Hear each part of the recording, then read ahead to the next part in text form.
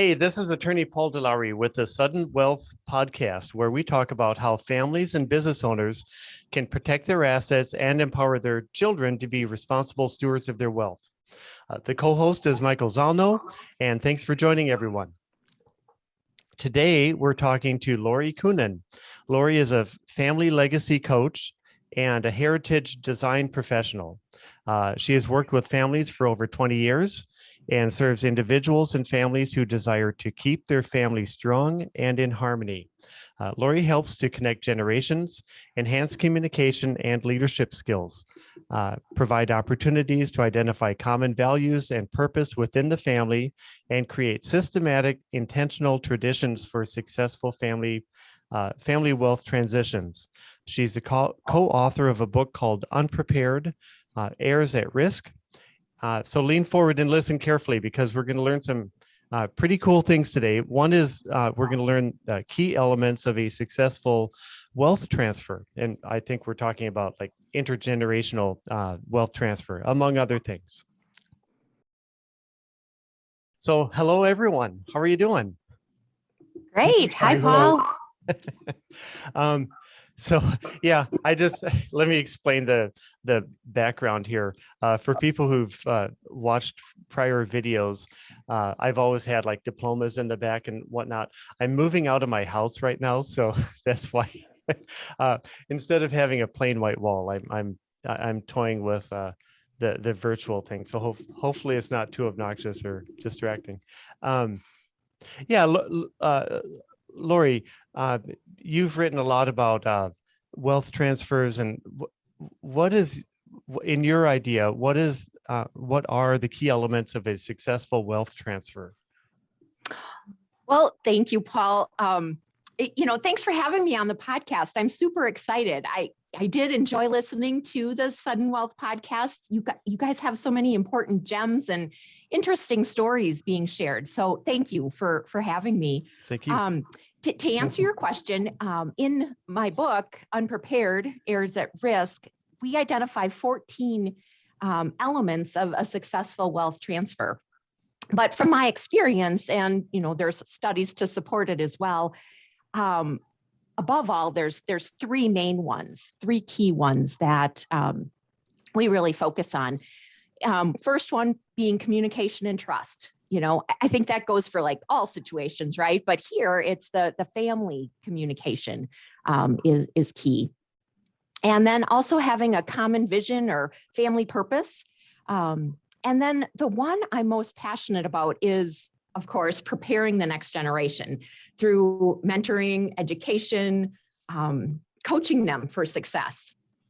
And before I go on, Paul, if I may, sure. I feel it's important to share a couple definitions. Could I do that here? Yeah, please. Okay.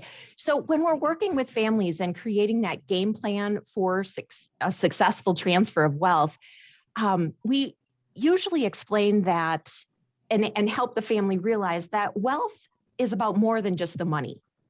And you probably talk about this with your clients. I mean, we share there's 5 different capitals or categories of wealth that come into play when we're working on this wealth transfer. There's the human capital, which is, the collection of all the individuals, past and present, and their individual capabilities, abilities, and, personalities. Then there's the second is intellectual capital. So that's the unique knowledge every family member has and built through formal education and life experiences.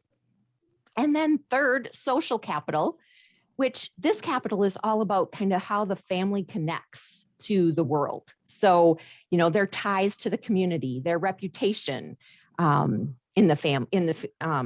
reputation of the family in the community. And then fourth being legacy, which is like about the family as a whole. So the family stories, the family life lessons, the principles, the standards, the missions, the values, its approach to wealth, and then, the connection with each other. And then, of course, the fifth one is the financial that everyone thinks about right away when you hear the word wealth. So that's the assets, the money, the business. But for us, typically in our process, that's a conversation, the details of the financials is usually done later in the process. It's not, to begin the family meeting. So the second thing we talk about is transferring. So the definition of transfer, we believe to successfully do that is that the person, the next generation or the next person in line has to be ready and prepared to take that ownership of it, to take on the responsibility. So the mentoring, the communication, the trust, that all goes into a genuine transfer of wealth. So those are our definitions. And, the family wealth and legacy is a big responsibility. And, it has to be intentional to get everyone prepared. Can I just jump in, Michael? Go ahead. What comes to mind is there's I don't know if it's a culture maybe among some financial professionals. I think a lot of financial professionals to push legacy planning as a way of getting new clients in, but it's done in a transactional way. Meaning there are seminars. I think it's very popular. And, Michael and I live in the Phoenix, Arizona area. So, older people, and I'm starting to get to that point. Not yet. I'm not getting invited to dinners yet, but yeah, the older people around get invited to dinners, and where they're told about how to pass on the legacy and how to pass on values to the next generation. But just from my standpoint, please, both of you jump in. I think it's marketed like, I think the thought is a good intention, but I think what's actually done is, here, fill out this form and do this, and then you need a will and a trust. And by the way, let me manage your investments. Oh, okay. Okay. What do you think? Have you found that, Michael? Yeah, I have. I mean, way back when, when we first started down this path of beginning of the year, and I was reading books written by financial planners on sudden money or wealth transfer. If it was a 250 page book, there'd be 10, 12 pages on legacy and values. And then everything else was, well, here's what I can do for you. It's kind of like, to be blunt, it's a bit of a come on. It's like they offer it because they know that's what people are attuned to, what they're listening for. But then it's not their forte. It's kind of like, I wouldn't be, I'm not going to write someone's will. But that doesn't mean I can't say, well, you need a will. Okay, I just covered wills. I think it is transactional, and I think it's partly that it's done as a way of getting people in the door. That's all. I mean, maybe that sounds cynical, but I think it's honest. It's real. Yeah, I think it's real. And it really, just to since I'm not a lawyer, I think that there are lawyers that do the same thing. They say, well, I'm going to talk about your legacy, but within this, in the third minute, they're already talking about, well, you need this kind of will and you need trust, etc. So they tend to view it, I think, in a similar fashion. True enough. And Paul, I mean, I do, I guess I have seen that out there. I think my parents even have been invited to, similar seminars like that. And that's one thing for me. In my former life, I was a financial advisor, have my CFP, Certified Financial Planner designation. But when I learned of this and got certified, I actually retired from financial planning, and I solely work with the family on a fee basis or a retainer if, the family wants the 2-year or 5-year kind of game plan once we figure out what we're going to work on. So it's more about the family dynamics. It's more about helping them to achieve their desired outcomes. And I don't manage money, nor do I do any of the planning. I really focus on, growing up in Wisconsin, I love the Green Bay Packers. So I'll kind of do an analogy of football. I'm the quarterback that works with all of the other members of the team in order to achieve that touchdown for the family. So, it's being that leader to get the things going and accomplished and across the goal line. Okay. And I should mention I grew up in Minnesota, but that's okay. We can still be Oh, friends. no. And I grew up in Chicago. Yeah. Dear. Great rivalries. There we go. There we go. Huh. So, how does that all tie in with the name of your business? Living My Legacy? Oh, yeah. So when I started, retired from financial planning and started my own business, I was trying to figure out like, what would get across my point, right? So I love Stephen Covey. And one of his phrases, you got to begin with the end in mind, right? Mhm. So, and then be intentional about it. So identify what you want your legacy to be for yourself, for your family, and then start living it today. So I want everyone to be able to confidently say, I am living my legacy, and hence the name, right? And one of the things, go ahead. Sorry. No, I'm sorry. I wanted to hear an example of that. Like, give an example. Yeah. So in order to do that, working in the business, we use a proven process, which is called the Heritage Process. And it was created by the co-founders of the Heritage Institute. And one of the steps within that process is called guided discovery. And that's one of my favorite parts of what I do with families. So I call it the gift of time to think about what matters most. So in this guided discovery interview with the family champions or the next generation, I'm asking questions that likely most have not heard before and giving them that time to think and connect the dots about what matters most. What made them who they are today? Who are persons of influence? What do they want their children, grandchildren, great-grandchildren to remember about them? What matters most? What kind of life do they want to live, and what kind of legacy do they want to leave? So in my discussions with clients, they're identifying these things in the guided discovery, and we create a statement for the family called the Heritage Statement. But it also helps them to, again, begin with the end in mind, thinking about what they want to achieve, what they want to leave behind, and then continuing to live that way or start living that way towards that goal. Does that make sense? Yeah, I have a question. Sure. When you work with families, what do you find is the most difficult thing for them to do? Because they're needing to make a bit of a transition too. Because as they've run into people, if they've already been to a financial planner or an attorney, it winds up talking about money. And here we are, we're trying to shift them to a different place. What do you find, what is the most difficult thing for them to accept or do? I think in my experience and just, from what I've learned over the years is the giving up of control, and one of the amazing stories, this is like a success story in my mind. When I first started out, I was working with a patriarch who was in a hard-charging businessman and in the financial world. And he had a daughter and a son. And so he and his wife wanted to document their story and then also have the kids participate in this process because they wanted to. They wanted to be part of the family and start stepping up and taking on that leadership role.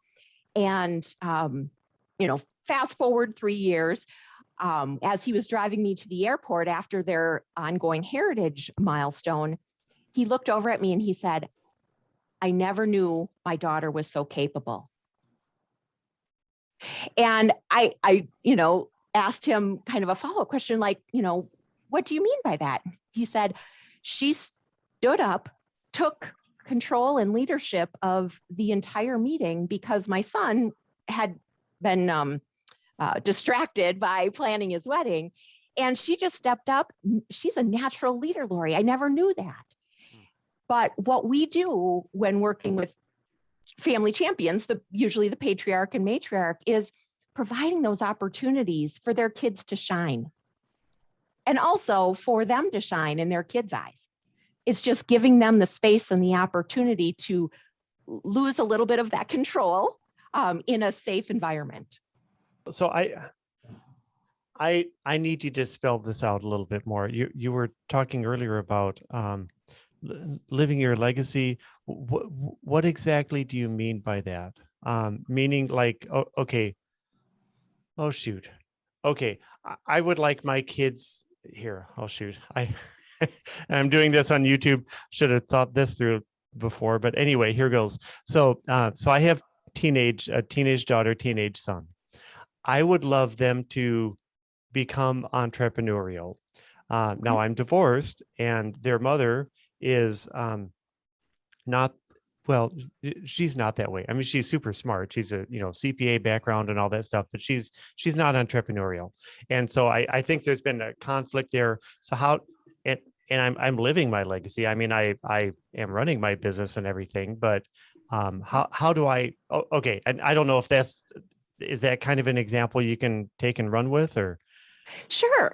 So I guess my first question, Paul, would be, okay, so if you imagine the situation, with your son and daughter, say 5 years, 10 years down the road, what would be a successful or ideal situation that they are in, that they are living that? Okay. So what describe that for me? Oh, I mean, maybe helping out in the business, or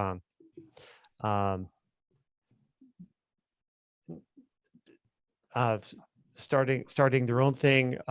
My daughter is going into nursing, and so maybe like starting her own business rather than just being an employee at a cog in a wheel at a hospital or something like that. Okay. So, All right. So maybe starting their own businesses, Right. or maybe joining you in the business is kind of Right. what I heard there. Right. Okay. So what are some steps, since you're a successful businessman, what are some steps that they would need to take in order to get to there? I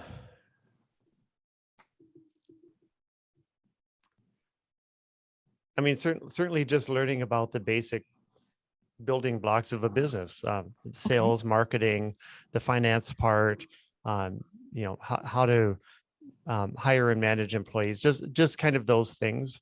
And yeah, so maybe it would be, I mean, frankly, it might be having a weekly meal. And now granted, they're 17 and 18, or what? Oh my gosh, no. Yeah, 17 and 19 years old now. So, Okay. so having a weekly meal is kind of a challenge, but Mhm. but yeah, something like that where, maybe I could intentionally talk about things, like things that I've learned in my business, and kind of get them excited about the possibility of, like, kind of encouraging them to have a growth mindset and to be inquisitive about, kind of how exciting having a business can be, for example. Yep. Asking your daughter questions about what nursing looks like to her, right? Okay. Or, what possibilities are out there, what areas of focus, because from my understanding, nursing is very broad, right? You Sure. can go into a bunch of specialties. Sure. So helping her think about, if she is a general RN, where would that fit in the different organizations or hospitals or specialties. Right. She's going to hate me for talking about her, but I'm sorry. Yeah. I think there's another point here. I think you need to also know that entrepreneurs have certain kinds of aptitudes. They tend to be bigger risk takers. Not all people like taking risks. Right. They tend to be more open to constructive criticism. Right, for sure. More open to learning from others. They have to be willing to undertake, put on their desk, the buck stops here. Right. People don't, so and I think the aptitudes The knowledge they need, I think, is easier. If they have the aptitudes, the knowledge Yeah, is easier because, my God, they can take an entrepreneurial course from Harvard online and probably pay sure. for it. No, that's a really good point. You have to look at their, because if they don't have the aptitudes, you may be pushing them into something that they may not be happy with. the mindset. Yeah. Yeah. You're right. An entrepreneur thrives in with challenges, Right. and seeks out challenges. Right. Not everyone does And you that. got to be willing that the, what's the right word? We use a nice word, that the jerk you work for. And one of the reasons I've always wanted to work on my own is when I want to be able to see that jerk in the mirror every morning. Yeah. I don't like being micromanaged, et cetera, et cetera. So I know that about myself. Mm-hmm. And that's one of the other aptitudes. You have to know about that. So I think the aptitudes become important as the initial point. Yeah. Yeah. Paul, let me give you an example of an idea of a family that I was working with. Yeah. They wanted to develop in their family generosity as a family value because the patriarch recently had passed away, and they wanted the family champions that I spoke with, which was the matriarch and then the two daughters, really wanted to help develop generosity in generation 3. Mm-hmm. So, I mean, one of my questions, as I asked you, is, in your mind, in order for it to be successfully transferred, this value, so that generation 3, kind of understands generosity and understands what that means, what would that look like? What are the things that they would need to develop? And, the first thing they said was, well, others focused, like being aware of the needs around them, not just being, self-focused, right? Mm-hmm. Mm-hmm. Identifying what they're passionate about. So, I mean, everyone has passions, right? So Sure. Where is that? And then they should know kind of different organizations in the community or worldwide that support their passion. And then the fourth one was how to support that organization or organizations that they identified with the 4 T's, meaning their time, their talent, their treasure, and their ties. So ties meaning their network and connections. So those 4 items we identified as kind of like preparedness indicators. And that's what I call them in chapter 6 in my book. So those are the things that we were focused on measuring, and we wanted to create a game plan so that the G3 had opportunities in all of those areas to be exposed to, the awareness and needs around them, ways that they could figure out what their passions are if they didn't know, and then, organizations that support their passion, and then helping them brainstorm different ways, not just to, give money or volunteer, but, ways to use their time, talents, treasures, and ties. So their network. So that's kind of how we kind of go about it in helping individuals or couples identify those preparedness indicators they're looking for. I'm kind of curious, is there a favorite engagement that you could tell us about that sort of refers to the various elements you've discussed? Yeah, Michael, thank you.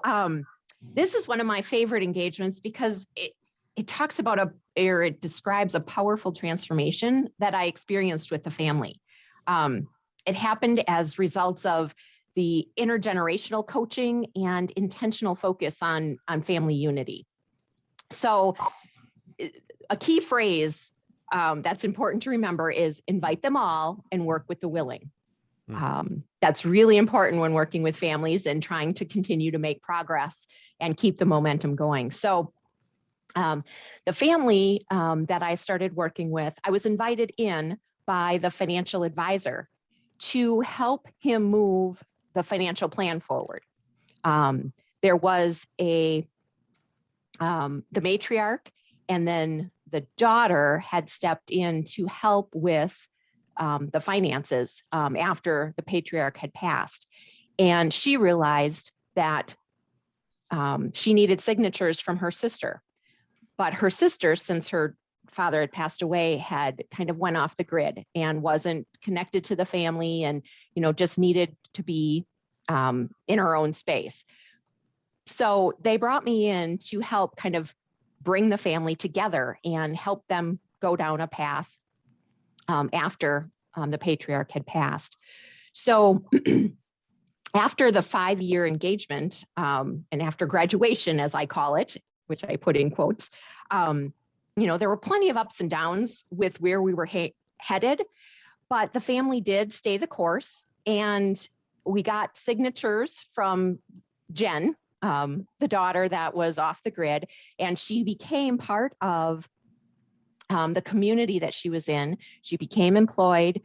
She actually started co-leading meetings with the other daughter so that they got all of the family engaged and moving forward towards their family legacy, the legacy that dad wanted and mom continued to want. So in that process also, I helped the patriarch or the matriarch kind of step up into her own and start making decisions and feel comfortable with kind of being the leader of the family. So one of the daughter's comments to me was, "Thank you for helping my mom become the person she wants to be and live the legacy she wants to leave for her family." So that's always heartwarming. Oh, for sure. Yeah. Lori, if someone wants to find out more about you or get in contact with you, how would they do that? Yeah, so they can visit my website, www.livingmylegacyusa.com. And there you can download the free preparedness indicator worksheet that I had mentioned that I was walking Paul through.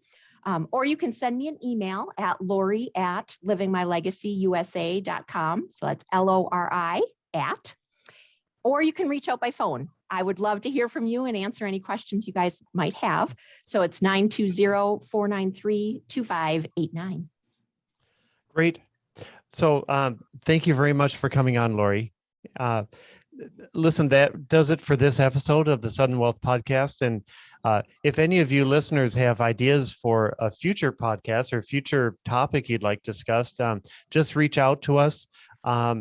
One way is there's going to be a Twitter link in the bottom of the show notes, and you can, I'm not sure what the word is. You can send a direct message, I think, on Twitter.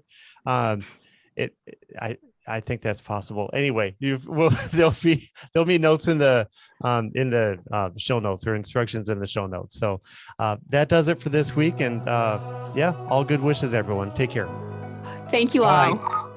Bye-bye. Bye.